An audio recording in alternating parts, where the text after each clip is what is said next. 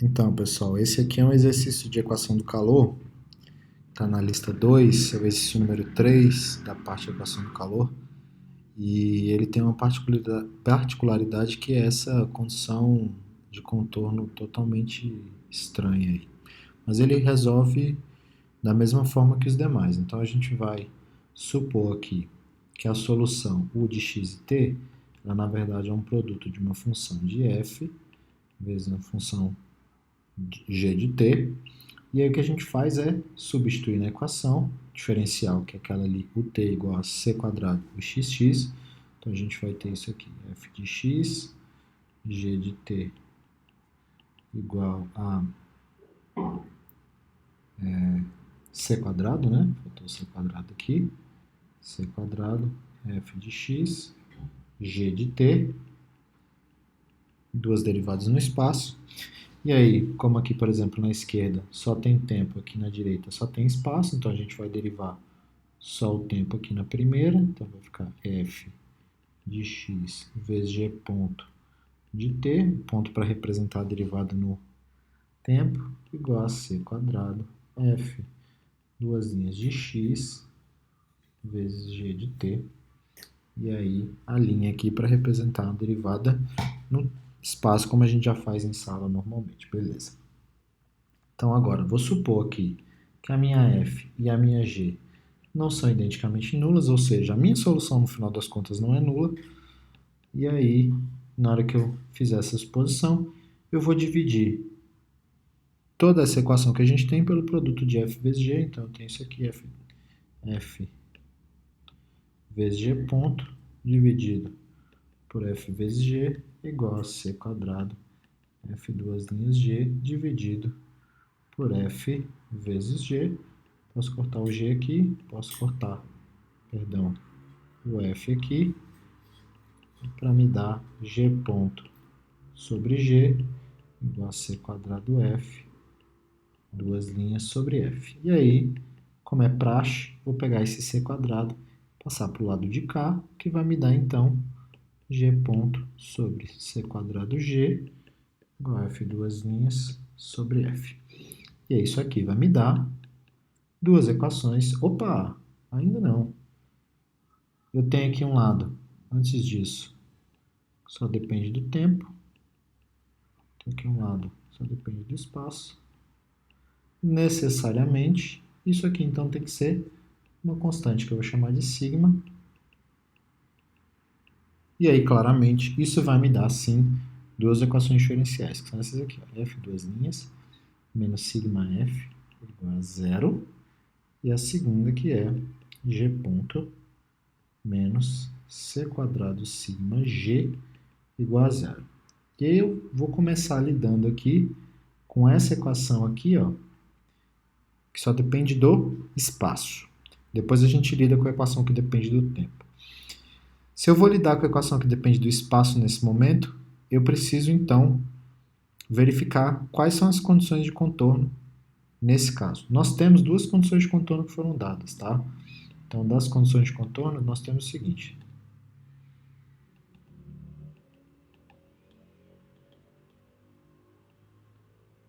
Que a gente tem é o seguinte, o x de 0t igual a zero e o x de lt mais alfa u de lt igual a zero.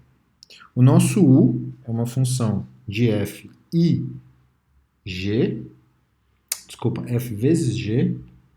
Então, o que eu tenho aqui é, na verdade, f' de 0 vezes g de t igual a zero. Como a gente já disse, o g de t não é nulo. Então, significa que o f' de 0 é igual a zero. E aqui de baixo eu tenho f' de L, g de t, mais alfa, f de L, g de t, igual a zero, o que vai me dar o seguinte conjunto de condições de contorno, que é esse aqui, ó, f de L igual a zero, f' de L mais alfa, f de L é igual a zero. Beleza, então nós temos uma equação diferencial que está aqui em cima, temos um conjunto de condições de contorno, que está aqui embaixo. O que a gente precisa fazer agora é resolver essa equação diferencial. E aí, para esse caso, a gente tem 3 possíveis soluções. Sigma igual a zero, sigma positivo, sigma negativo. Vamos começar com o mais simples, que é o sigma igual a zero. Então, primeiro caso, sigma igual a zero, o que a gente tem é f, duas linhas, menos sigma f igual a zero, mas se sigma é igual a zero, eu tenho exatamente f duas linhas de x é igual a zero, e aí claramente a função aqui é uma reta ax mais b. Da minha primeira condição de contorno, eu preciso derivar. Então, a derivada disso com relação a x é a. E a minha primeira condição de contorno diz que a derivada disso no zero tem que ser zero, que significa que a é igual a zero. Consequentemente, a cara da minha f de x é exatamente igual a b de bola. Vamos para a segunda condição de contorno, que é a seguinte: f' de L mais alfa f de L igual a zero. Bem, mas se o f é só uma constante b, então a derivada dele no L é zero. Então isso aqui é zero mais alfa vezes f de L, que é b, é igual a zero. Se eu supor que o meu alfa seja diferente de zero, então isso me dá que b é igual a zero. Ou seja, sigma igual a zero implica que a minha f de x é igual a zero. Isso não me interessa, ok? Pelo menos não agora. Nós temos dois outros casos para lidar. Temos o caso sigma positivo, sigma negativo. Eu já vou adiantar aqui que se eu escolher o sigma positivo, eu também vou obter uma solução nula. Vou fazer isso porque senão o vídeo vai ficar muito grande. Então, já vamos considerar o segundo caso, que o sigma é igual a menos lambda ao quadrado negativo. Se o sigma é igual a menos lambda ao quadrado, a minha equação diferencial vai ficar nessa forma aqui, ó, f duas linhas mais lambda ao quadrado f igual a zero. Significa que quando eu tentar resolver, como é que a gente resolve isso? Então a gente supõe que f de x é igual a exponencial de Rx, substitui e vai obter a seguinte equação característica, que vai me dar duas raízes complexas, e a gente sabe que quando a gente tem duas raízes complexas, a nossa f ela vai ficar com essa cara aqui, ó.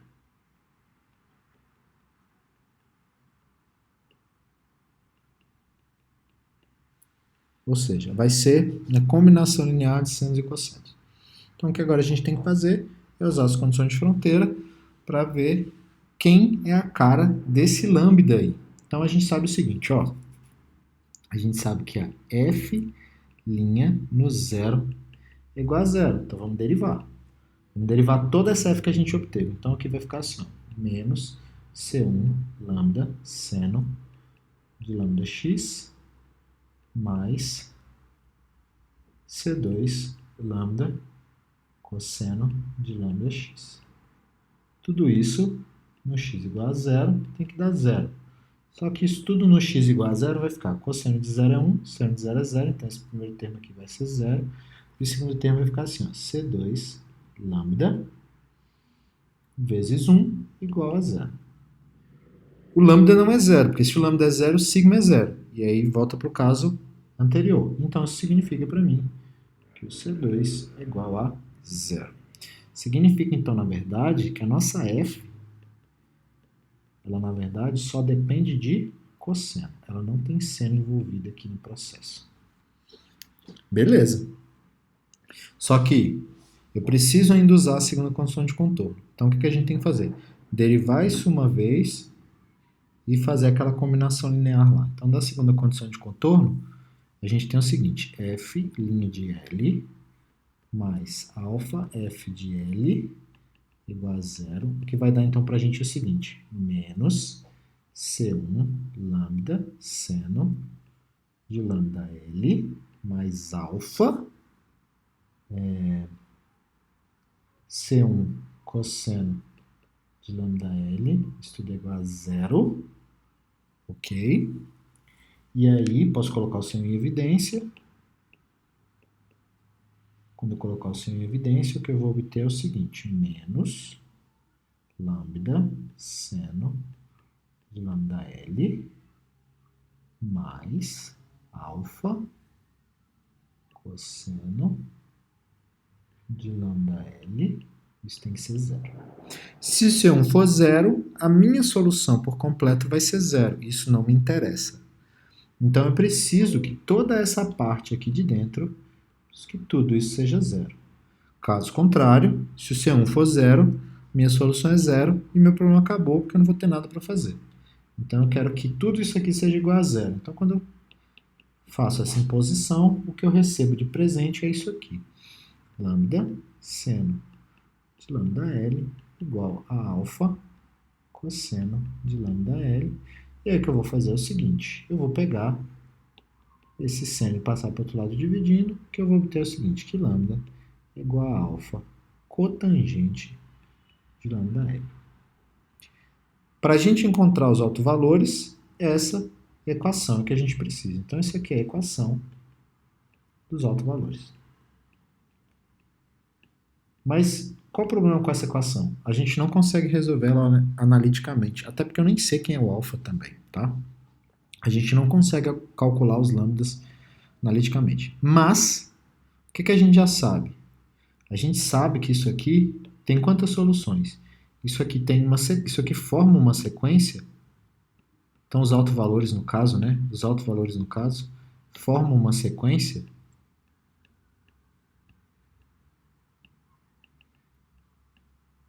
crescente nesse caso.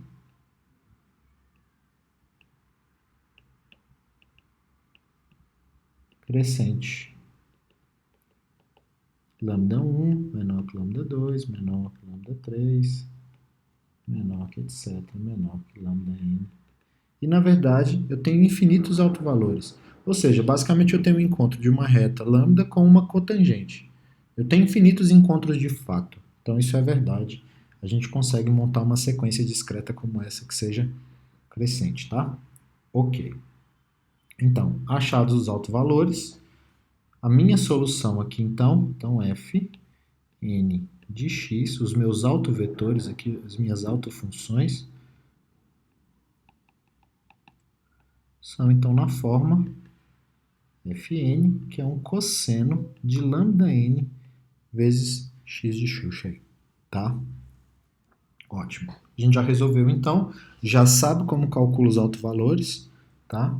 E agora a gente tem que resolver a outra equação. A segunda equação, que é a equação do tempo, que é a seguinte, g ponto, vou até colocar um n aqui logo, porque eu tenho infinitos autovalores, né? Então, menos c ao quadrado mais c ao quadrado lambda n ao quadrado g n de t igual a zero. Essa é uma equação separável, totalmente tranquila de resolver. Então, é g.n sobre gn igual a menos c quadrado lambda n ao quadrado. Se eu integrar dos dois lados, vai aparecer aqui ln gn de t igual a menos c quadrado lambda n ao quadrado t mais uma constante de integração que eu vou chamar de alfa. E aí, finalmente, chamar de alfa n aqui. Finalmente, se eu aplicar a exponencial, eu vou ter que o meu gn de t, essa equação é bem tranquila de resolver, porque ela é separável, vai ficar assim, ó, kn exponencial de menos c quadrado lambda n ao quadrado t. Quem que é o kn aqui no caso? Só para deixar claro, ela é a exponencial do alfa n. Significa que os nossos harmônicos, então, os nossos harmônicos, que são o produto da f vezes a g, eles têm a forma fn vezes g de n, eles têm a forma, então, a n cosseno de lambda nx vezes kn exponencial de menos c2 lambda n ao quadrado t. E eu posso juntar isso tudo agora numa única constante. O produto dessas duas constantes aqui eu vou chamar de Bn. Eu tenho aqui a cosseno de lambda nx exponencial de menos c ao quadrado lambda n ao quadrado de t. Então os meus harmônicos têm essa cara aí. E aí o que a gente precisa fazer agora? O que a gente tem é o seguinte, a nossa U de x e t, na verdade, é dada pela expansão aqui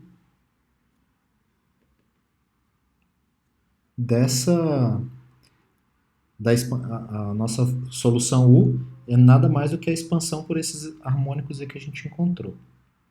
Que nesse caso vai ficar uma soma de 1 até infinito aqui, de Bn cosseno de lambda nx exponencial de menos c quadrado lambda n ao quadrado t. Falta agora simplesmente achar quem são os Bn's, os coeficientes dessa expansão específica aqui. Para a gente achar eles, o que a gente precisa fazer é usar a condição inicial. A gente tem que em t igual a zero, U de x0 vale f de x.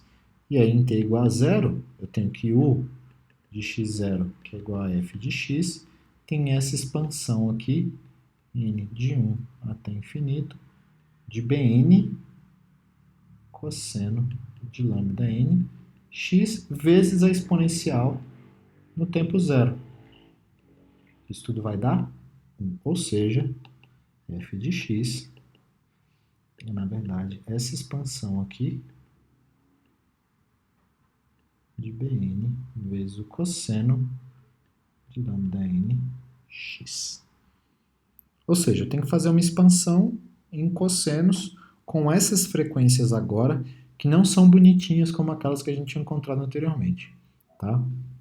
E a gente, inclusive, já sabe o que acontece quando o tempo é igual a zero, ou desculpa, quando o nosso n é igual a zero. Então, por isso que a nossa sequência está começando a partir do 1 aí. O que eu tenho que fazer é expandir essa série como sendo uma série de cossenos. Se eu multiplicar agora aqui por um cosseno com uma frequência que seja diferente, o que vai acontecer? Quando eu calcular o produto interno aqui, então eu fizer o produto interno de f vezes cosseno de lambda m x,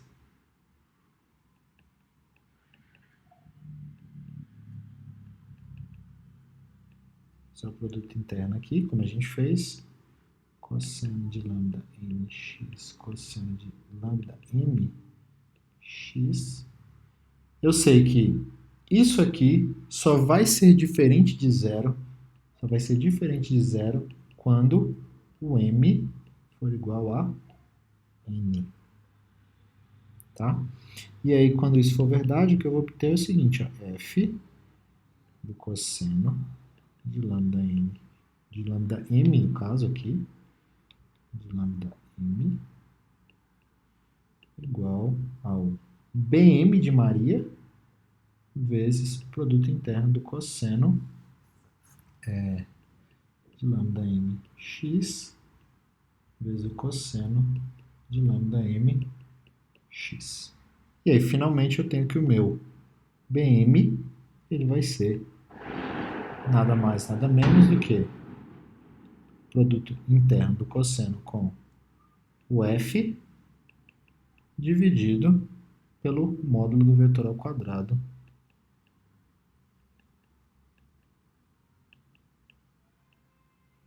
x aqui. E não se esqueçam que o produto aqui produto interno entre f e g é o quê? É a integral de 0 a L de f de x vezes g de x dx. E aí você pode escrever bonitinho. Nesse caso a gente sabe exatamente quem vai dar o Bm. O Bm, na verdade, então, vai dar... na verdade eu não sei. A gente vai ter que calcular. Mas, enfim, posso deixar nessa fórmula do jeito que está aí, que está tudo certo. E é isso. Espero que tenha entendido. Valeu!